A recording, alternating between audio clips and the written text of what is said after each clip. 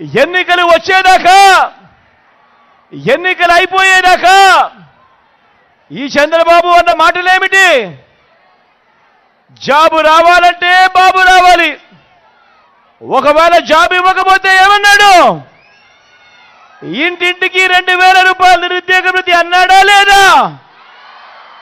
అన్నాడా లేదా? మరి 5 ఏళ్ళు ప్రతి ఇంటికి 2000 రూపాయలు నెల నెల అంటే 60 నెలలు ఇంటూ 2000 అంటే 1,20,000 రూపాయలు. ఏమైంది? ఏమైంది?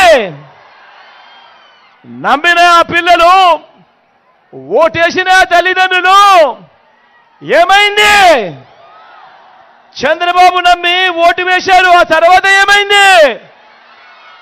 గోవిందా గోవిందా.